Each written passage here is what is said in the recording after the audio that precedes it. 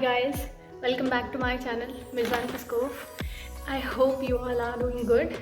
Yeah, so your pskov is back with new revision video of anatomy, and as I told you last time that this video is going to be about the joints.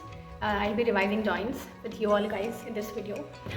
So this video is not going to be big enough because I'll be covering all the classification of the joints. So yeah, let's get started.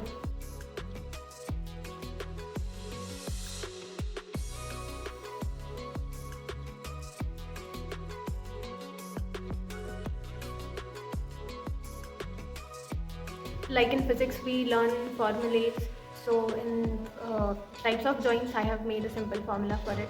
Like there are only 3 types, right? Yeah, the important thing is what is the basis of the classification. So for joints there are 3 main bases, but I am going to talk about the classification based on the structure of the joints. So it is usually divided into 3 types, and to learn these types, like the name, particularly the name, so I have made this formula which says like J equals to FSC, that is joints, equals to FSC. F means fibrous joints, and S means the synovial joints, and the C means the cartilaginous joints.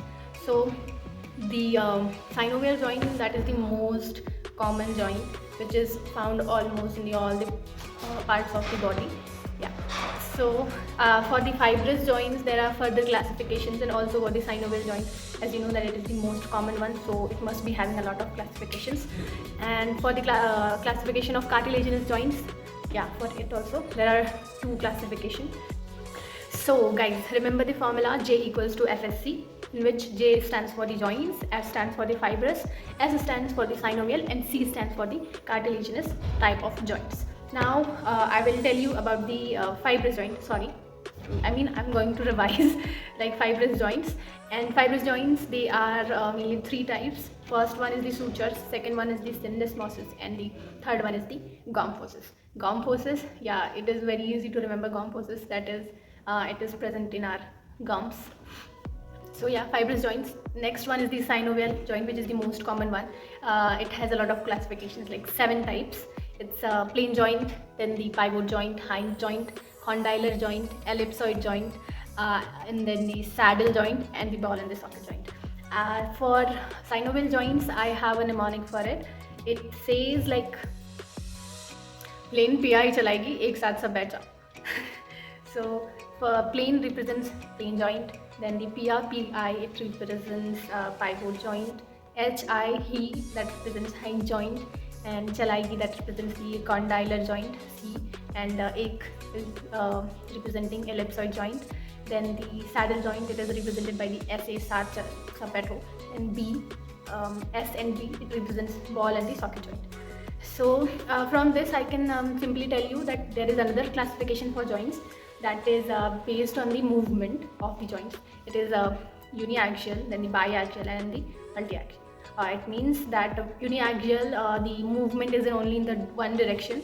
Then for the biaxial, it means 2 direction movements, and for the multiaxial, it is like more than 2 directions are available for the movement. So now I can classify these types of synovial joints into uniaxial, biaxial, and multiaxial. For uniaxial, the plain, pivot, and hind, so these 3 types are coming under the uniaxial joint. Then the condylar, ellipsoid, and the saddle, these 3 are coming under biaxial.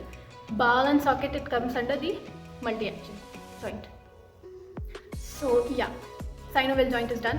Next one is the cartilaginous joint. And it is divided into 2 main types, that is synchondrosis and symphysis. So primary cartilaginous joint and the secondary cartilaginous joint.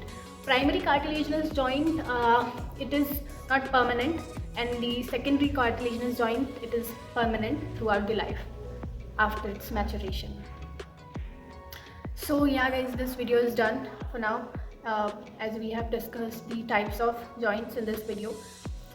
So in the next video I am going to revise the joints in details, like particularly I will take one kind of joint, and then I will like revise everything about it. Like in fibrous joint, I will discuss about the sutures, then the syndesmosis, and then the gomphosis and their examples. And if I'll be having some mnemonics for that, I will also tell you those mnemonics to learn it.